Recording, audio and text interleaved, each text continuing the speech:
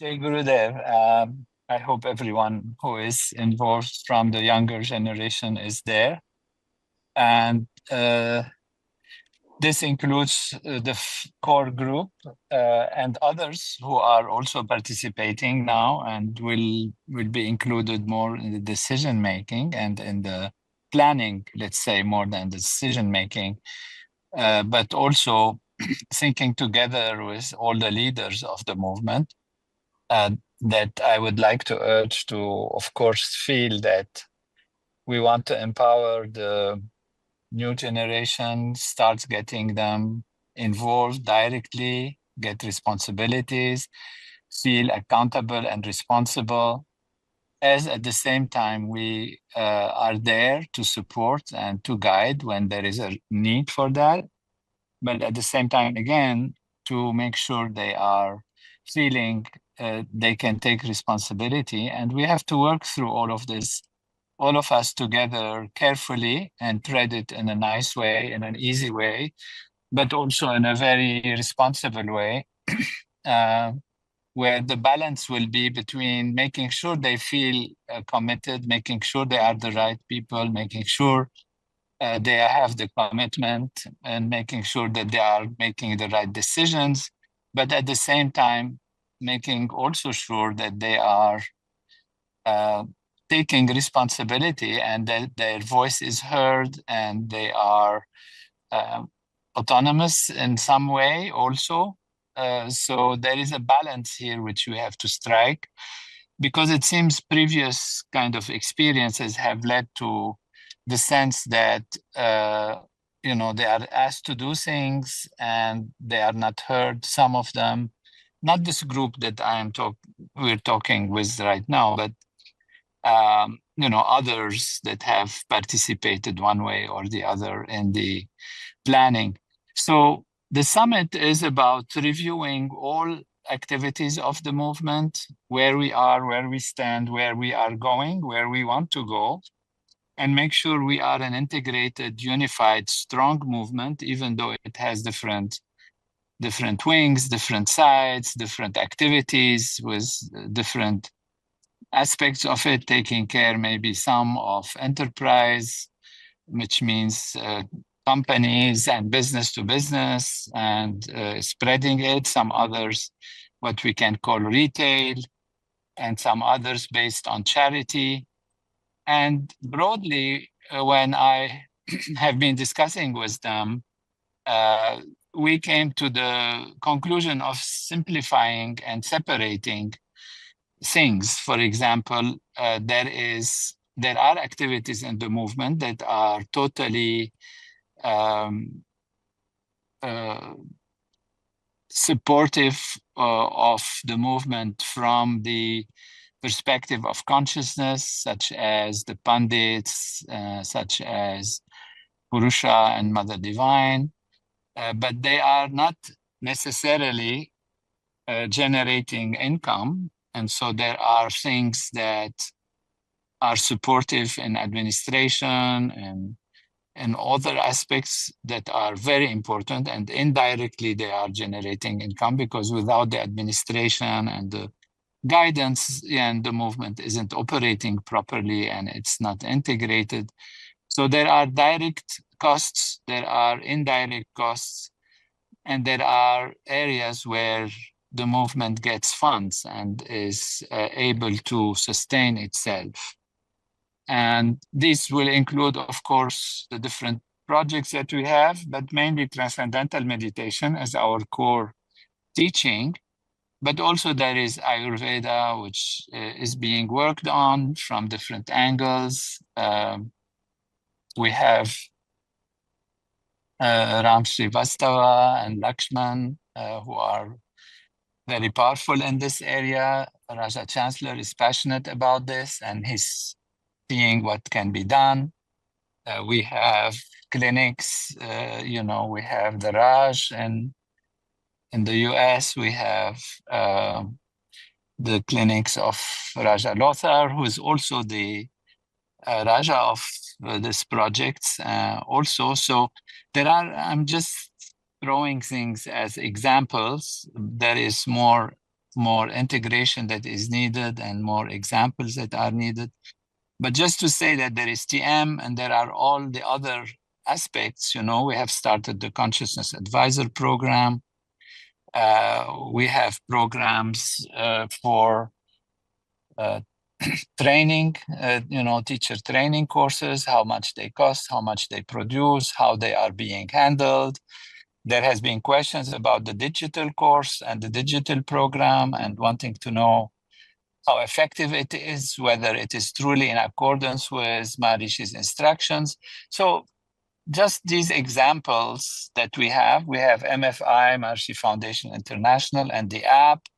I know that some voices have been raised about its cost or its function. So we're open to every possible discussion in an integrated, holistic way without preconceived necessarily ideas. We want to look at everything from rational perspective, but also from a spiritual perspective, which means our contributions are not only on the, on the level of functioning like a business, which is also needed, but also on the spiritual side. So how we get support of nature, how we make sure the groups are created and are supported, the activities in India, the teaching to different spiritual organizations that we have gotten, where the possibilities for large groups are very real. And we are an international organization, so we want to integrate people who have been leaders, maybe quietly, but we don't know them. I know Raja Luis has a wonderful group in Latin America of people that are capable, that are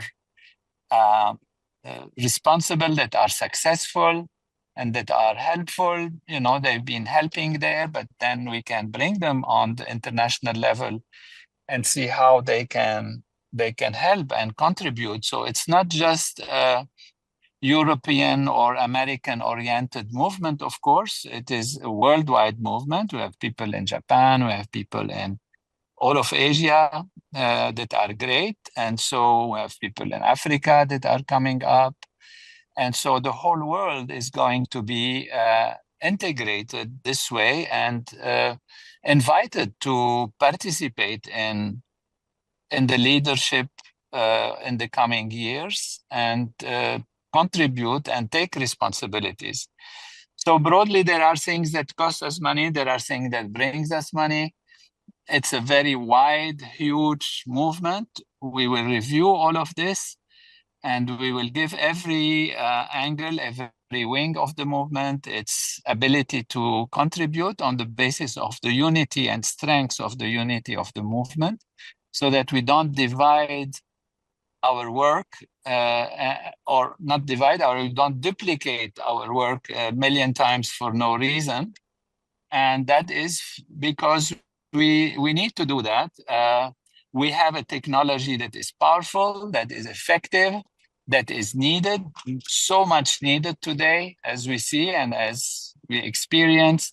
Even those competitors who have come along and they have raised hundreds of millions, not hundreds of thousands, hundreds of millions, and created apps and became like this, they are kind of going out of fashion because people are finding that there is no depth in them. And so we are going to be needed. People will come back to what is working. That's what Satyameva Jayate means. It means that whatever is good, whatever is right, will at the end always win, even if for some time it's ignored or there is competition and all of that. But in order for it to win, we have to have proper marketing, we have to have proper information, and these cost money. So we want to see where does the money come from and how is it targeted properly to keep informing the world about our presence and to keep tuning our outreach and our invitation to people and the methods and ways that are used today. Putting an article in a paper was something great in the past, but today it doesn't reach as many people. So we have to use the technology. We have to have websites, we have to have apps. That's my feeling. But whenever there is a question, one should feel free to say, no, I don't think we need an app. That's fine. Let's discuss it. What's the alternative? What is the effect of it?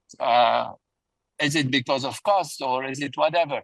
So there are all of these points, and I think we are all here with the same devotion, the same heart, and the same desire to see the movement complete its mission, its success, which is extremely needed. But in the meantime, it has to survive. It has to be practical. It has to make right decisions based on the need of the time, and it has to survive in order to thrive. And to survive, there is a time limit to how much energy one can put when one is already in their 80s or their 90s.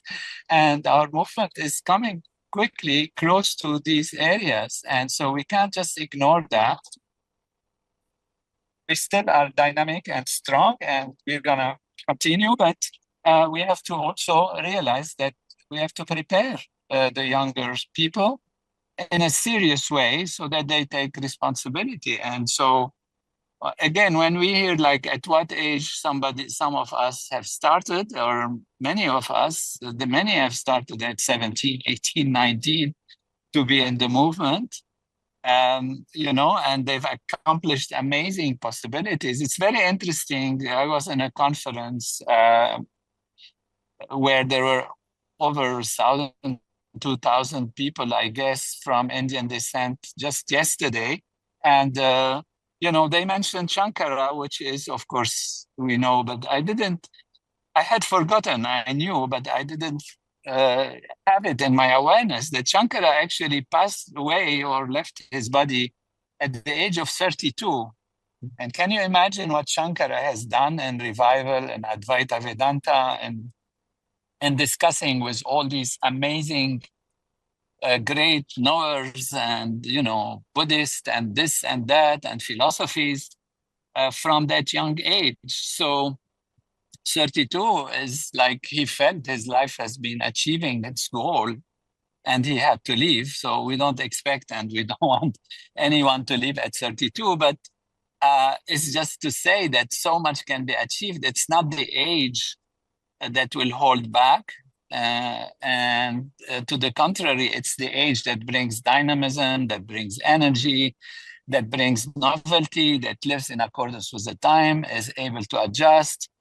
So we have this group that's been absolutely fabulous to work with, and it will be expanded. And they have divided into different sections. And one of the biggest sections is actually the purity of the teaching. And this has been taken by Carla, who's really, again, has great respect from me and in her thinking and planning. We have Miriam and Damien that are there. And we have Anna Maraika and Kaspar. All of them have the same spirit and dynamism and clarity that really is impressive. And they will be joined by others who are already on this call, and some who will be suggested by all of you, have been suggested. There is a list. And so there will be the core, and then the next layer of the core, and then the next layer, so that it doesn't become unwieldy. But I really want to ask wholeheartedly the Global Council, everyone in the Global Council, they have amazing, all of us here today and every day in our work and every couple of weeks in our meetings, amazing experience. And as Rani Ann was saying, we learn from experience. There are so many things to add. And she wanted to add, for example, to the summit, the idea of reviewing the lives of the people who have been, what they have done, how they were inspired, and how they did what they did, and see how they, had a life of fulfillment, so that people see examples and are inspired by these great examples, and don't look at things just from a monetary perspective, how much I make or how much I don't make, which is also important for us to be considering and serious about, because people have to be able to pay their rents and pay their life and feel comfortable and conveniently living, which Marcy always wanted all the governors and the leaders to live on a high level of quality of life. So there are all these factors that come, and we have already a lot of experience. We have a lot of testing that has happened: low price, high price, tiered price, maybe subscription models that can be created. And so all of these is the time to just sit together, enjoy thinking about them. It seems huge, but it can be divided into parts and pieces, and then can be handled in a very, very logical, rational, and based on science, in the sense, science meaning experience that we have had, and rational thinking, but also, again, knowing that there is support of nature. So therefore, it's not all just numbers, but there is also sattva, which is important. And therefore, the program is important. How much we are doing program regularly, the administrators, and maintaining their health and well-being, and all of these things. So I tried to go around and cover a number of factors as examples to just show the scope of what we are looking at and what we plan to do in this summit, which is, I feel, very crucial, and we have to take it very, very seriously, and ask the questions, raise the points, put our doubts if they are there, and answer them, and then find a way forward that is grand, which I'm sure we will find, which is already happening. But sometimes we have questions about certain points, and we need to make sure everyone is aligned so we can move together in a grand way. So thank you for your patience in listening to this overview, which I guess you all know, but I wanted to put the summit in proper context. The way we're looking at the whole structure, of course, the mission is to create heaven on earth, in all these different areas. We know we have lots of technologies that can do that. We know some of those technologies can be, quote unquote, put in the market in a way that generates money. And there's certain areas like pundits, groups, Mother Divan, Purusha, etc., that will never make money. They will need money, and they will need to be supported. And there will also be things that Maharshi kind of brought out, knowledge he brought out, that the world might not be ready for yet, but that needs to be maintained in all its purity, and that will also require funds. So that's how we've kind of structured the whole organization of the summit, that there's a part on purity of the teaching that will look at all those areas that need to be maintained and will most likely require funds. And then there's a part called success strategy, which is about, well, the parts that can be profitable and can create funds. How do we run those in the best possible way? So I'm in charge of the success strategy part, how to create funds. And what we started doing is we met with the task force that looking at this a few days ago with Rajaram. It was a beautiful meeting. And we started looking at, well, how do you even look at strategy? How do you even look at creating success? And we shared 2 frameworks, and we wanted to share those with you today. We don't have that much time for discussion, but we can start a quick discussion and then continue 2 weeks from now, after you've had time to think and digest. So the first strategy framework we can look at, talks about how do industries evolve, and how do companies that are successful adapt and change their strategy completely as the industry goes through different phases. And it applies beautifully to the movement, actually. Industries go through 3 phases. And in the first phase, which is called the starting phase or the entrepreneurial phase, this is when you can think of, this is what Maharshi did in the 50s and 60s. This is when somebody thinks they have an idea, or they think they have a product or service, and they're not sure if the market needs it. So they test, and they talk with lots of people, and they see if what they have to offer, it really is helpful. So it's a very externally oriented phase, very much focused on the clients and what they need and can we help. then if you are successful at that, if you find something people really need and people really wake up to this idea that there's something available now, then you go into what's called the growth phase or the operational phase. Now, this to me is very much what Maharshi did from the 70s onwards, where you now have a big demand. People want what you have to offer, but you have to figure out how to offer it at scale without losing quality. So this is, when Maharshi started creating TTCs and ICOs and policy to keep the quality, etc. Now, this becomes a very internally oriented phase. It's like, what the client needs, so you don't need to put so much attention, but it's all about, can we organize ourselves internally to scale? So the attention of the company shifts 180 degrees from being outwardly focused to being inwardly focused. And then if you are successful at that, and you can really scale and create a lot of interest, then the industry moves to phase 3, which is the competing phase or the marketing phase. So this is when other people wake up to this idea like, oh, this meditation thing, this looks like a very interesting opportunity. And you start to get lots of competition with other people offering meditation or any of our other services. And companies that do well in this phase, they again switch 180 degrees and now become very externally focused again on their clients, on the competition, on how they can serve their clients better than the competition. So that's the high level, 3 phases. Let's look in a little more detail what that means on many dimensions, so we can then think, what can we do? I think we're all agreeing we're in phase 3. There is a lot of competition, especially when you look at the meditation space. So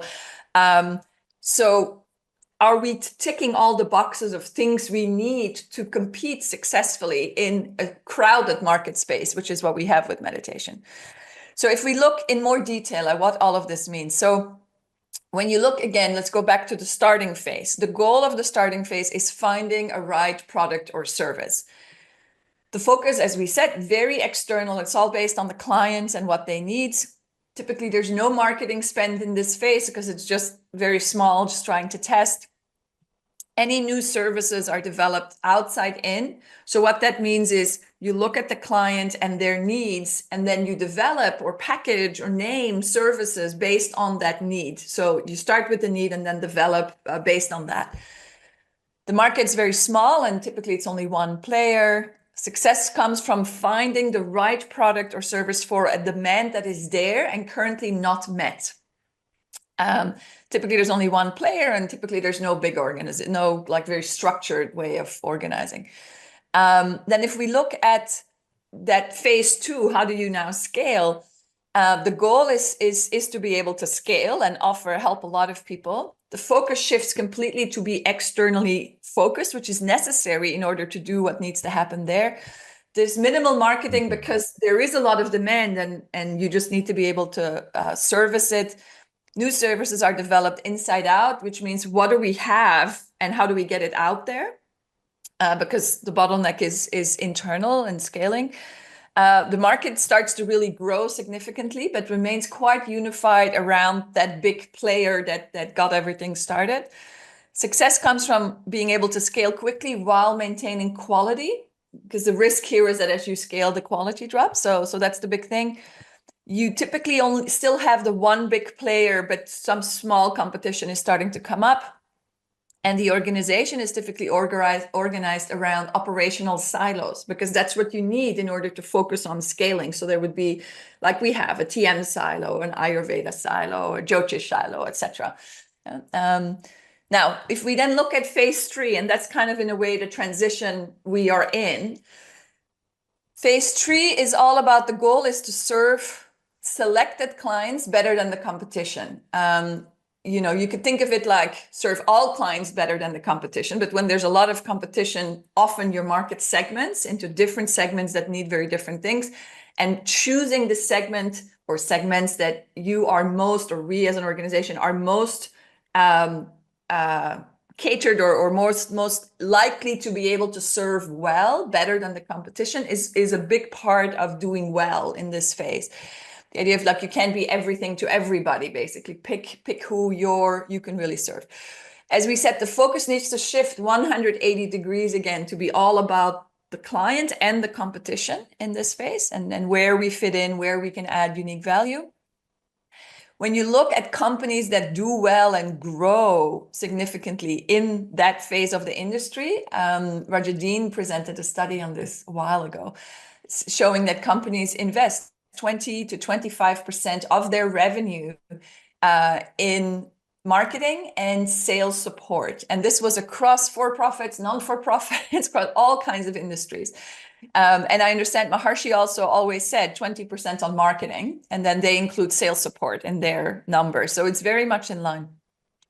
New services have to be developed outside in again. So again, what does the client need, and how can we repackage or position in certain ways what we have to offer, so those segments feel like, oh, this is absolutely for me. The market now is very large and very segmented. Like what we see in the meditation market is there's very much now a high touch segment and a low touch segment. And what I mean with that is low touch is there's no person involved. It's just the app, and you get whatever instructions you get from an app. There's no help, no specific instruction, etc. High touch is what I think of like TM. It's personal instruction, it's personal checking, it's support, etc. And these are, by now, we can think of it as two different markets. They don't have that much to do with each other, other than they're both called meditation, but the services are different, the results are different, what people pay is very different, etc. Success comes from figuring out which segments you can serve well, and then serving them much better than the competition, and then communicating to clients that you can. By now, there's many players, and what you see over time is that markets consolidate, meaning you get one or two or a few really big players that then become very hard to compete with. And in the low touch segment, we see this. Calm and Headspace are really dominating that market. They have hundreds of millions of dollars of funding. So they really have a first mover advantage in that low touch segment. So then it becomes harder to compete with them. Versus if you look at the high touch segment, we have always been the biggest player, most global, most kind of offering.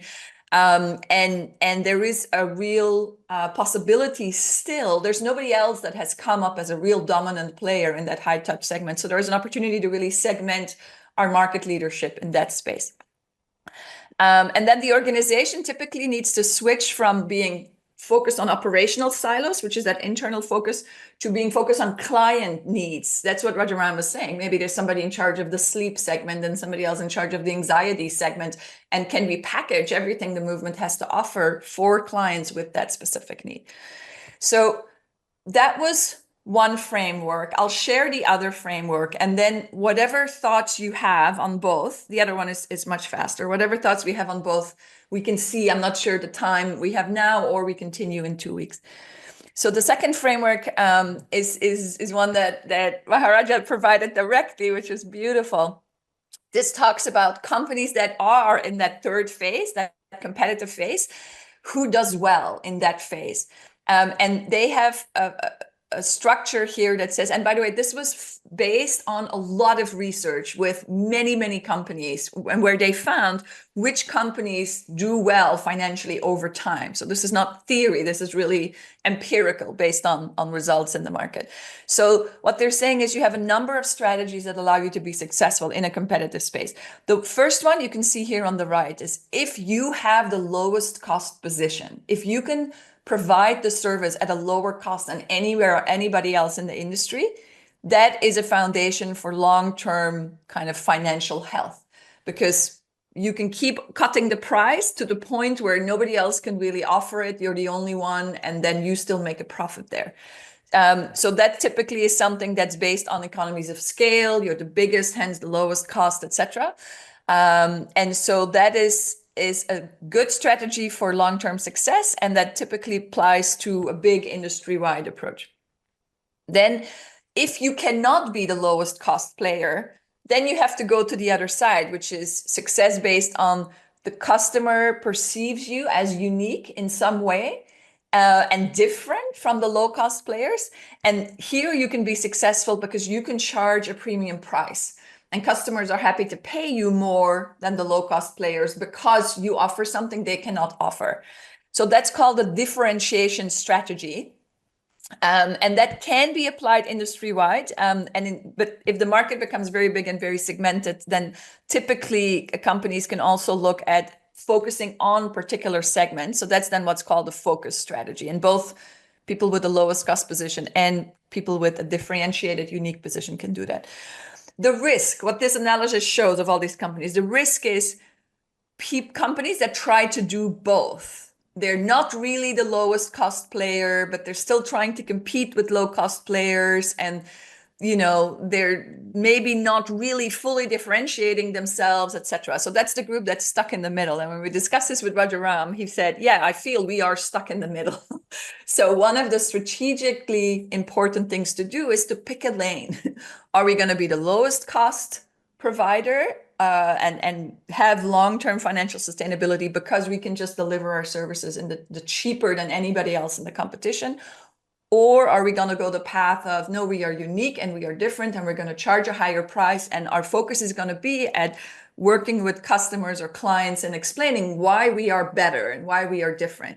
And in that case, we would not try to compete with the low-cost players. We would not say we're like them. We would say, no, we're very different. And it's all about showing why you're different and why you're better. So those are the two frameworks. That will bring us already to our second agenda point for today. We're diving right into the success strategy, and I'll hand it over to Carla for an overview of the steps of progress for marketing based on Maharshi's principles. Okay, Gurdev. So we've received such a great number of outreach from lots of Global Council members and other younger generation leaders, and we've received so much input over the past few weeks about opportunities, things that we want to preserve, things that we want to change, things that we want to update, and it's really so valuable to have all these share all these all your experience and all your views with us. We've been talking a lot about Maharishi's fundamentals of progress, and both looking at the movement as an organization. We want to make sure that we honor the stability and the adaptability, so that we make sure we keep all the knowledge that is there. We respect the purity of the teaching, and we learn from all the experience that's there already. At the same time, we want to be flexible to take in new ideas, new perspectives, and new approaches. Obviously, we want to keep all the goodness of the movement and Maharishi and Maharaja's knowledge, and make it last for years and years to come, centuries to come. But we also know that we have to put our arrows on some growth and progress in the coming years, so that we can ensure that it can maintain itself. So we are enjoying that, and then looking at the influences that come in from the outside. There's a lot changing in the market, and we know that the way we positioned things before might not work as well now as it did before. And we're very grateful for all the input we're getting from TM teachers in the field. We're very happy that amongst others, the 7 nominated teachers from the US are with us today. And we're also looking to have a meeting with other top teachers around the world. We know that there's a lot of technological opportunity ahead of us. So a lot of changes in our environment that we can integrate. Obviously, we'll have to do lots of testing and discuss together what we can integrate and what we need to purify. So what we need to update. And then hopefully that all together will lead us to the growth that we want to achieve. I'm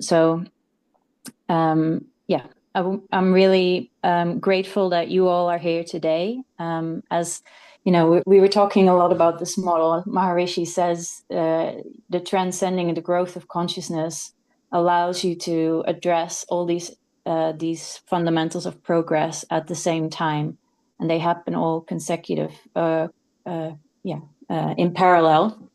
So We wanted to reassure you we're looking at it from all directions, and at the same time today we're very focused on the adaptability part. So the purpose of today's call is very much around that.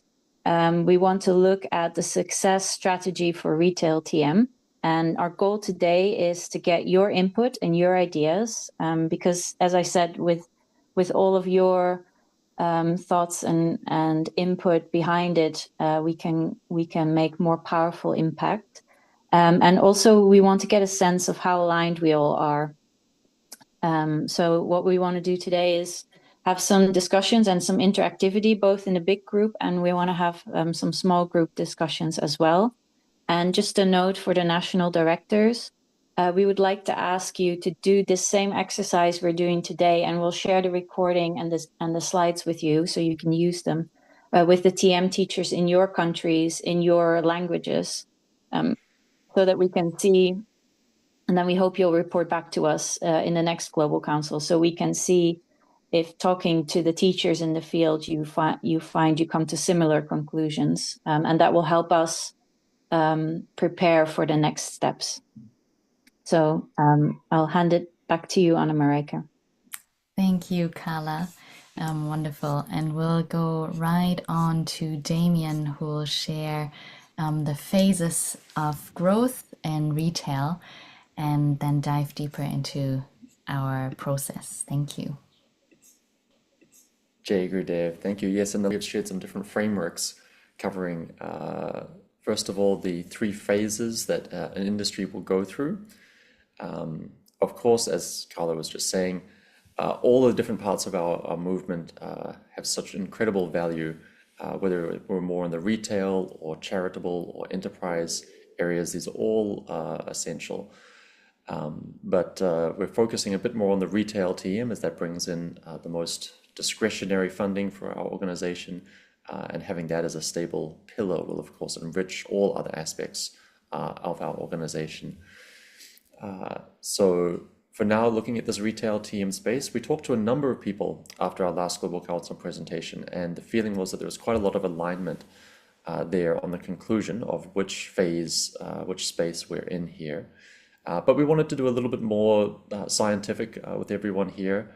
And so we wanted to ask all of you to please write in the chat, just very simply, the number 1, 2, or 3, if you feel, depending on which phase you feel we're in. If you feel we're in the starting or entrepreneurial phase, where the success is mostly defined by finding the right product or service for some unmet demand, or if you feel we're more in the growth or operational phase, where we need to be going into a more scaling and internally focused aspect, or if we're in this 3rd phase of a more competitive market, which is more of a marketing phase, where it's more about communicating what we are and what we're doing, and where these organizations that are most successful in the space, they are able to serve a client segment better than their competition. So please go ahead and just put in the chat. Everyone can just fill that up, and we'll get a very clear sense here.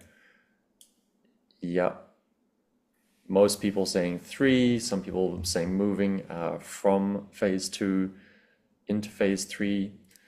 I can see some creative artwork appearing on my slides. I don't know if that's visible for everyone. I'm not quite sure what to make of that. Yes. Very good. Yes, most people saying ending phase 2, moving into phase 3. A lot of that. Very good. Thank you. It's fun to have a quick interaction back and forth with everyone like this. So I'll keep moving here. Thank you for that. The second framework we presented was around how we talked about companies that if they are in a successful or competitive market, the long-term basis for success is really depends on the strategic advantage that and organizations that are not in one of these two tracks that you can see on the screen here tend to get in this stuck in the middle phase, and then often they don't necessarily quite survive. So again, we've had lots of discussions with people around this, and there does seem to be a lot of alignment, but we wanted to again ask people to put, and we'll ask for a different metric here, put an A or a B in the chat now so as not to be confused. If we should be more in this lower cost provider industry, or if we should be segmenting ourselves differently and looking more into the higher cost, higher touch point aspects. And yes, lots of Bs so far appearing in the chat, which is in line with a lot of the thinking that we've had. At least one person saying A and B. And of course, that's a very important point, that we don't want to be forcing too many limitations on people, but this will be help guide us in terms of where to put our attention.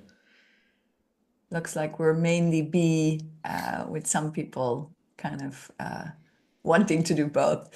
Wonderful, great to see.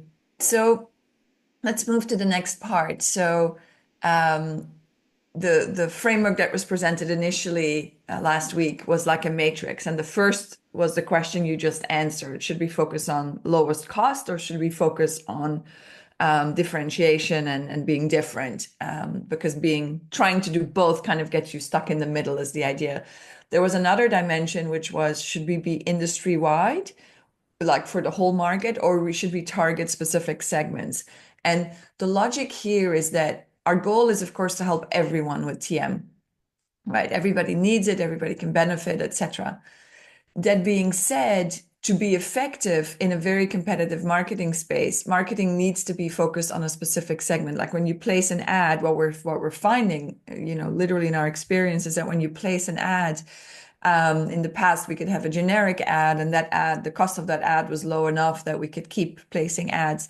Now the cost of the ads has gone up so much that we really, to be effective, to have the cost low enough to be able to keep placing ads, that more and more we need to have the ads really tailored, an ad about a specific topic with an audience that really is interested in that topic, etc. So that's why the feeling is, for the marketing to be effective, segment focus is much better. And then if we can start with the most profitable segment, then finances can be built to invest in other segments. Like right now, we have a lot of disagreements in our organization. Should it be high fee, low fee, etc.? But the answer is they're both right, just for different segments.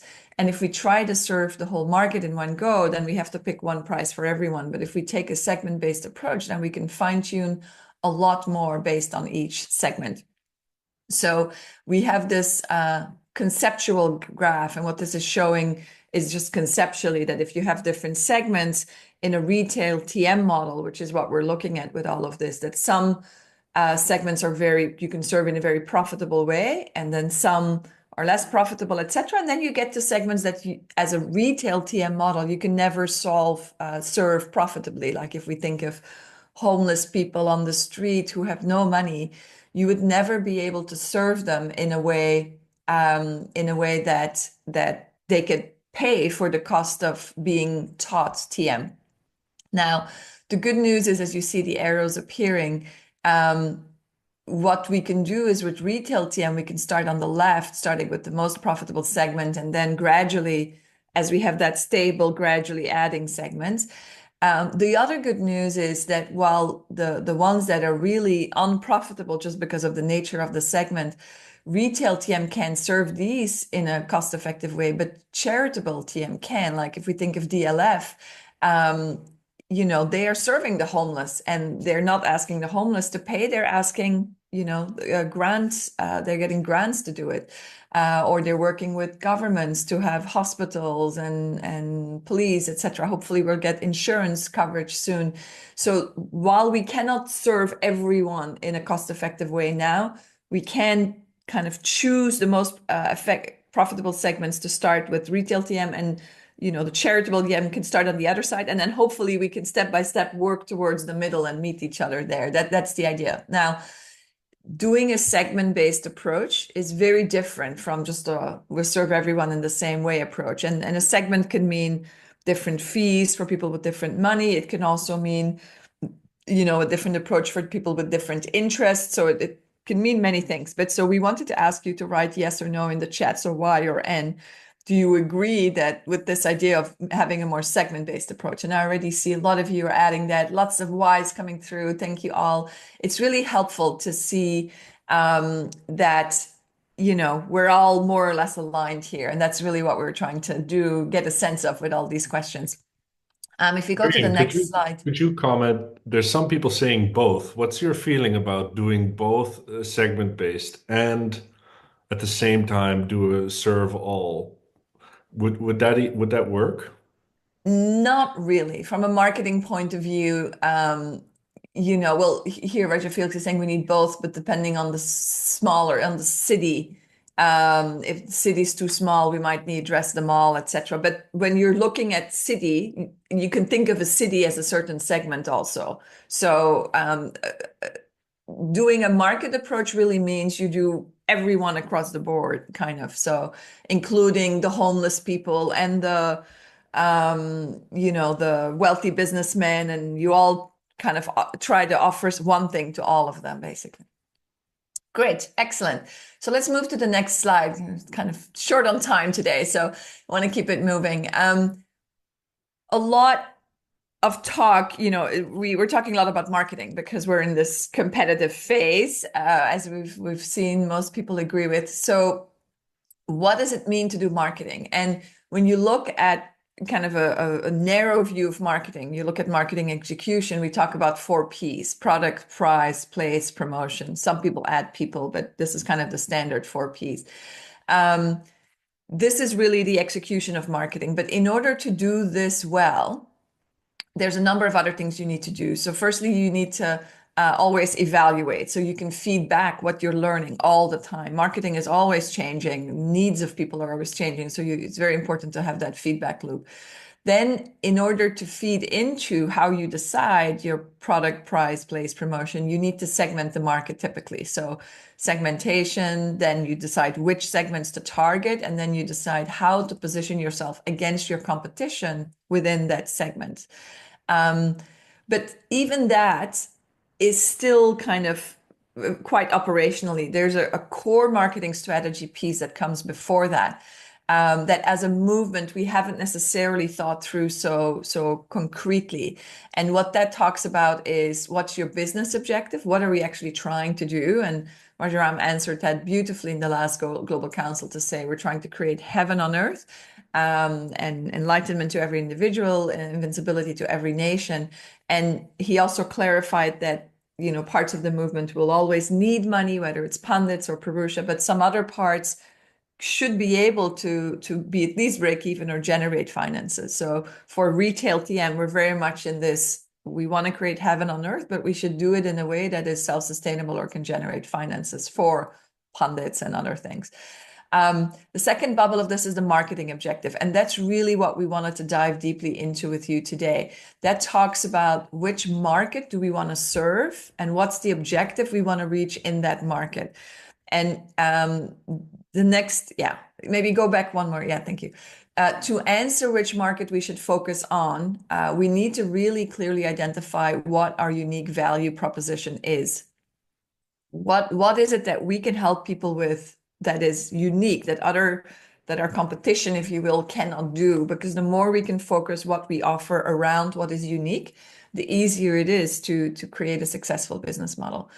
And as this is the foundation for everything we'll do afterwards, we wanted to get everyone involved in this discussion of what really does make us unique. Wonderful. Thank you so much, Miriam. And yeah, that brings us to the next step. So now we will give you a little time to actually reflect on one question in particular: in what ways can TM add unique value to people's life? So what we'll do is we'll break out our big group into a breakout session for about 20 minutes.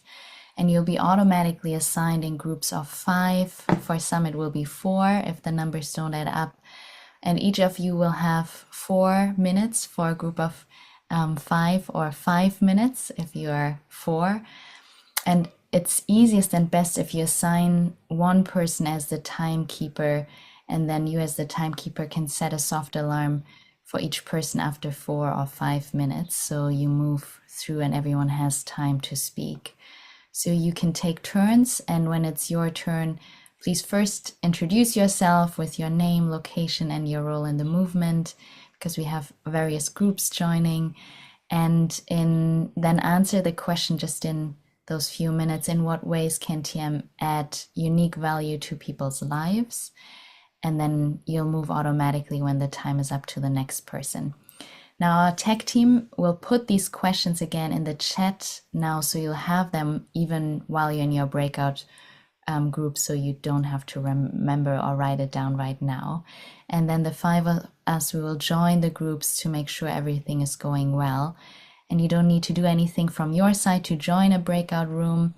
Our tech team will put you automatically into one, so you'll just wait, and then you come on video and unmute yourself so you can communicate with your group. And then even during that time, you can even send chat messages to each other in the Zoom chat. And in case anyone has any technical problems, you can always push. There will be a button to leave the breakout room, and then you'll be back in the main room, and we can help you from here to get back into one of the breakout groups. And then we'll meet afterwards all again here in the main group to review and discuss, and really take this as an opportunity to hear and listen to each other and see what ideas they are, because that will help us in the whole process of aligning our vision, getting to know each other as well, and just have a chance to connect on this topic. So enjoy, and we'll see you either in a small breakout group or in about 20 minutes. Yeah, we'd love to hear a bit how the discussion was in your small group, and we'll just take again a feeling level on a higher level, how aligned we are. So you can take a moment and just give us a number again, rate from 1 to 10 how aligned you felt your group was on ways in which TM can add a unique value to people's lives. So 10 would be completely aligned and 1 completely not aligned. And you can put any comments, additional comments in the chat too. So you can just put your number in, that will help us overall too. And yeah, we have time also in the chat if you like to share your answer to in what ways can TM add unique value to people's lives. So if you'd like to share a bit more about your idea, your answer in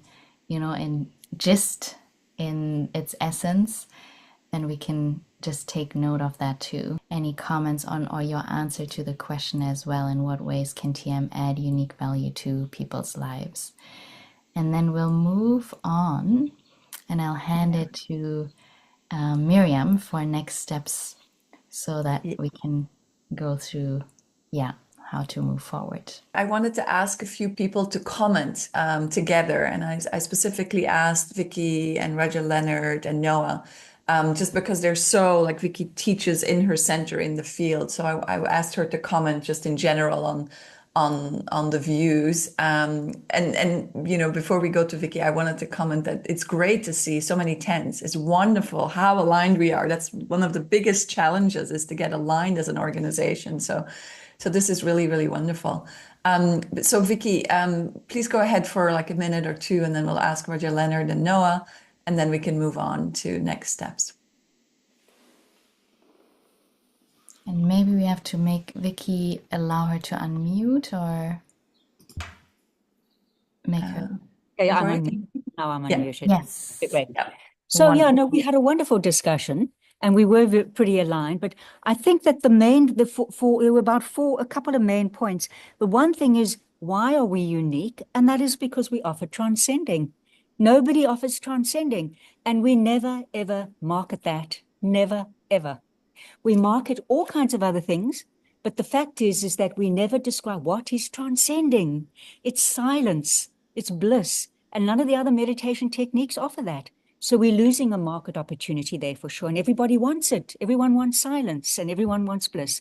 The second thing is people really learn only because of the relationship with the teacher and the trust in the teacher. That's the thing that makes us special in the eyes of the client. You know, we teach people individually and we take care of them individually, and we are not getting that so much with the competition. Once again, we lose an incredible opportunity. We never, ever market our teachers. Our teachers go through tens of thousands of hours of training. Somebody else reads a book and they call themselves a meditation teacher. We're totally losing an opportunity there to describe what experts we have with TM. The third thing is, you know, you couldn't actually beat the TM organization to death with a stick if you tried. We stop all advertising because we have too many referrals. We have too many satisfied clients. And that is our very important thing, that if we take care of our meditators, we help them to be regular, they have a life-transforming experience, referrals will naturally flow. But again, we lose a great opportunity.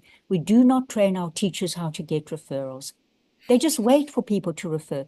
There are so many ways to get referrals if we could train the teachers on how to get referrals.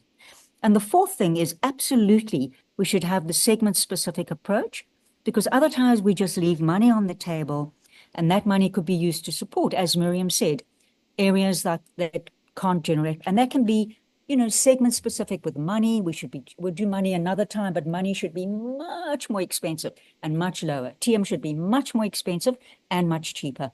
And also specific areas. And our big thing that we are failing in is we're trying to be generic.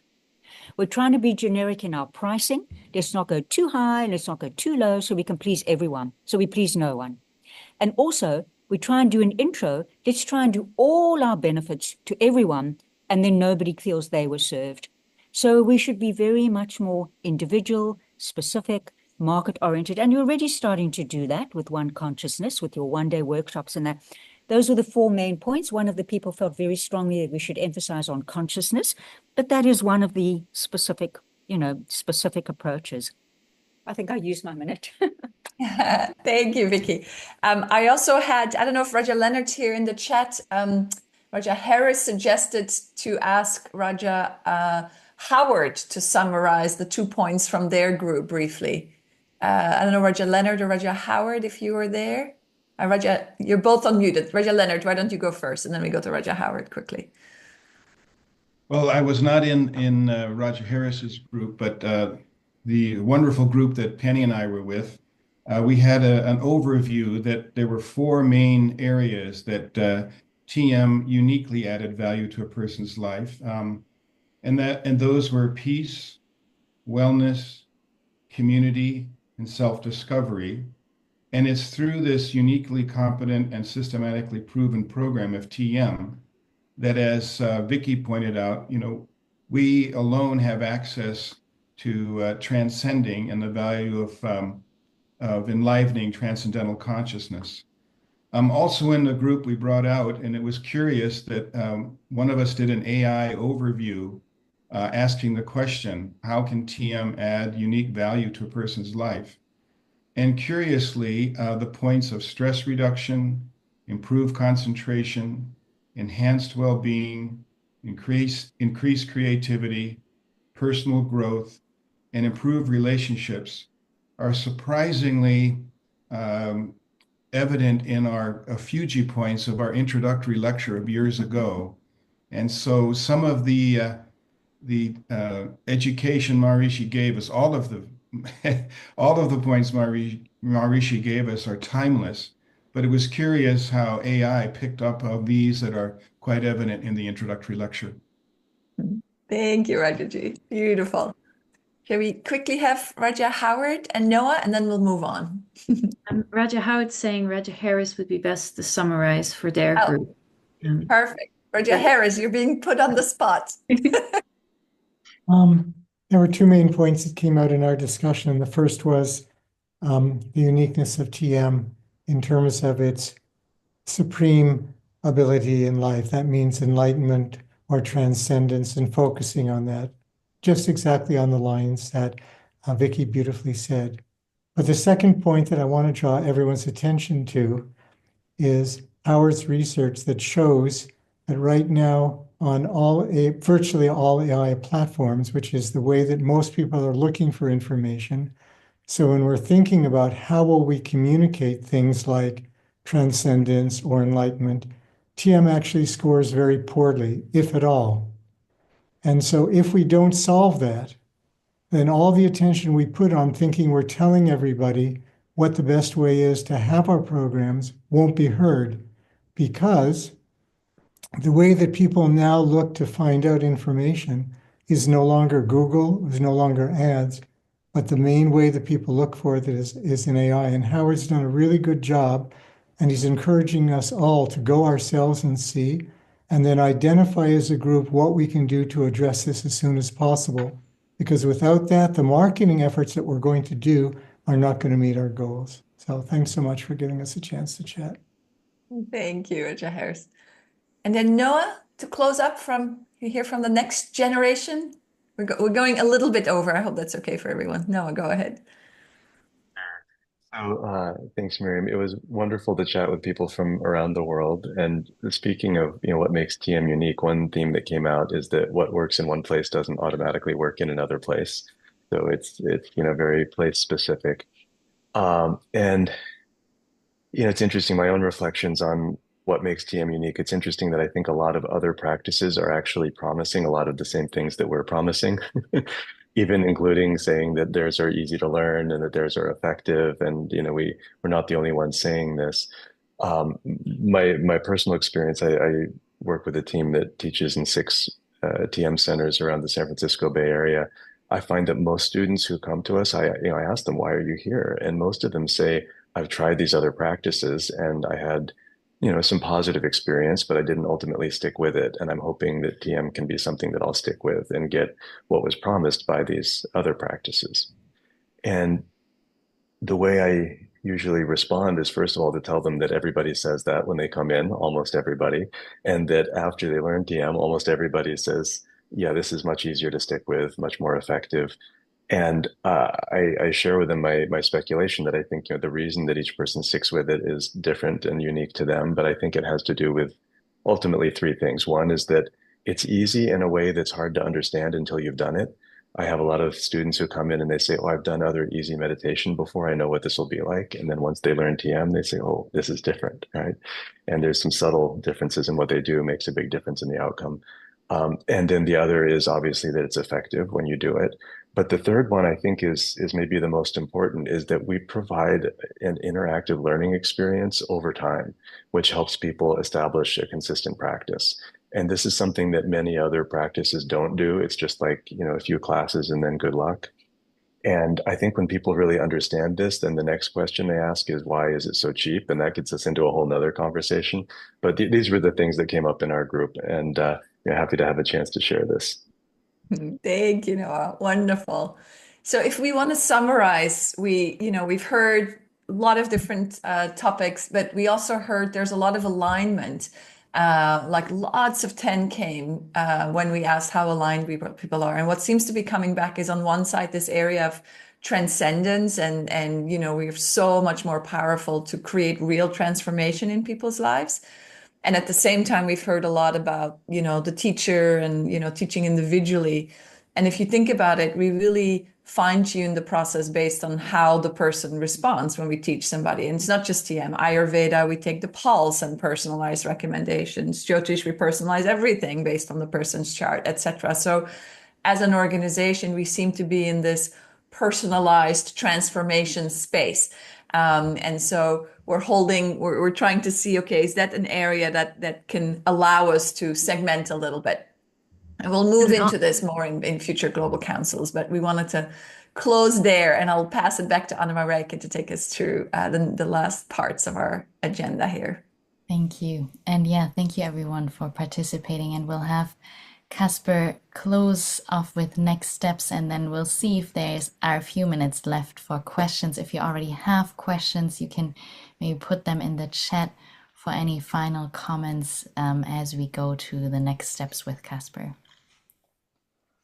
Thank you. So 4 points. First, you're going to get a recording, and with the basis of that recording and what you've experienced in this session today, I'd like to ask all the national directors to do this exercise with a group of your, if not all of your local TM teachers in your own language.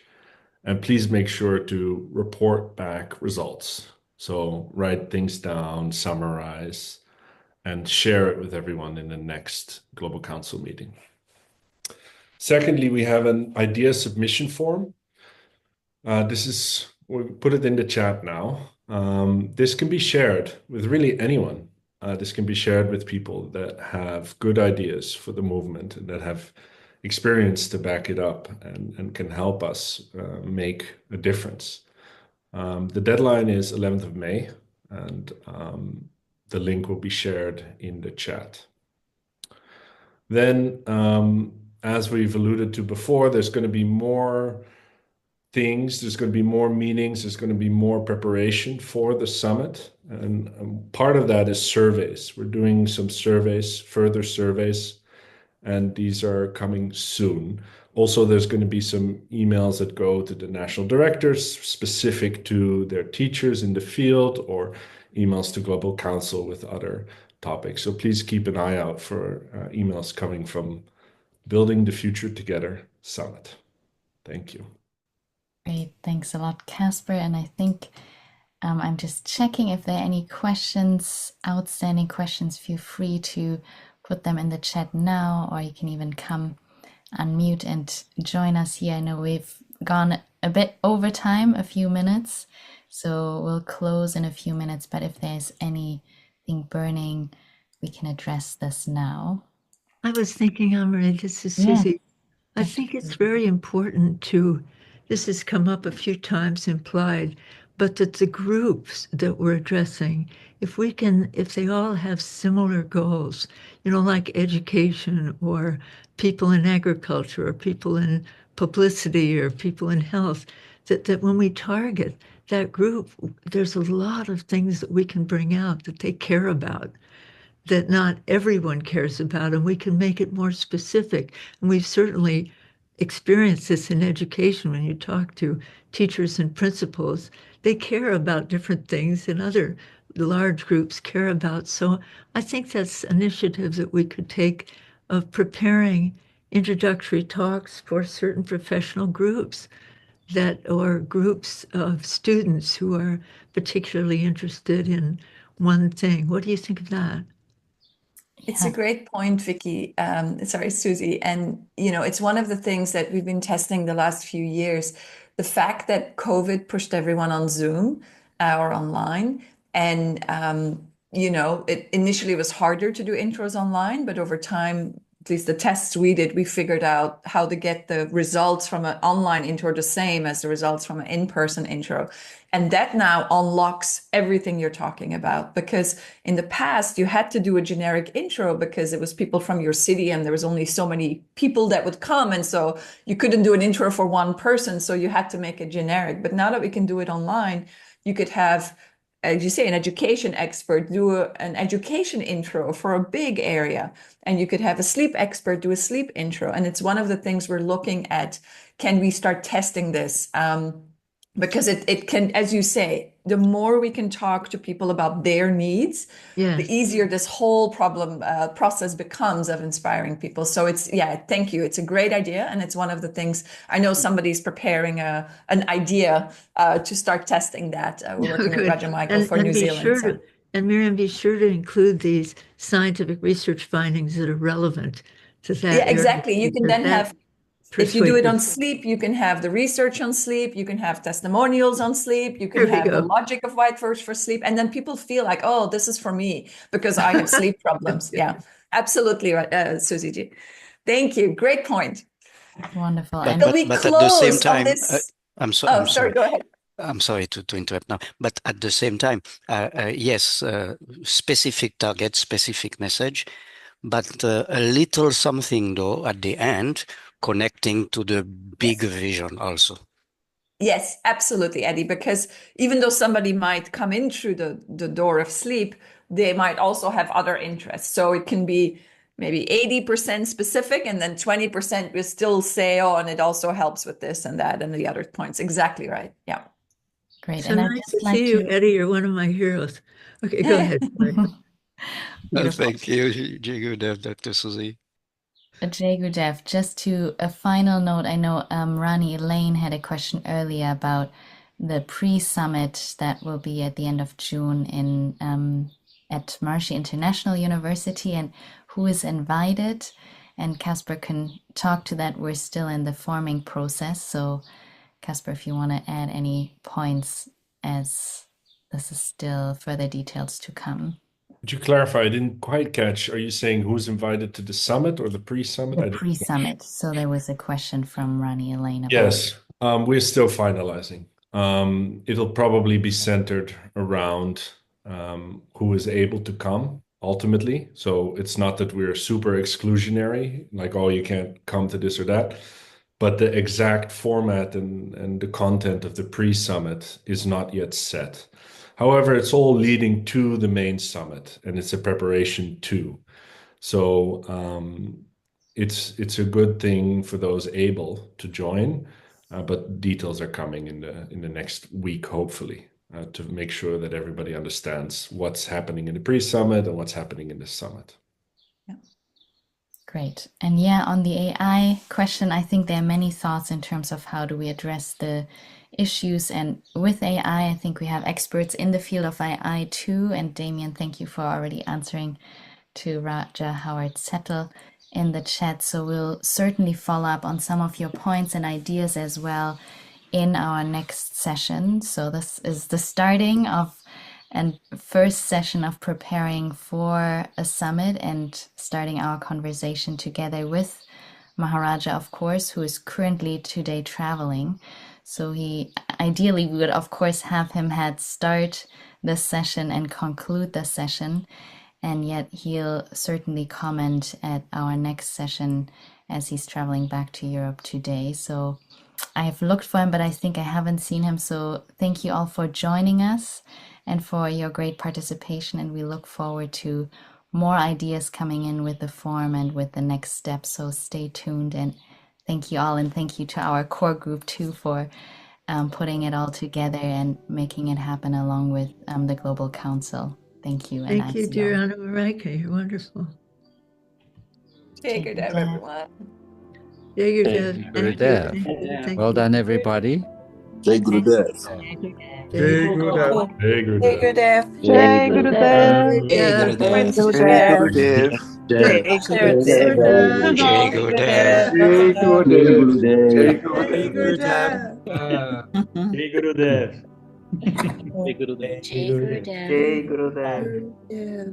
This is a powerful step forward, really. Jay Gurudev. Love you all. Congratulations, congratulations. What a wonderful process. What a wonderful, wonderful process. Congratulations. And Jay Gurudev. Well done, everyone. Jay Gurudev.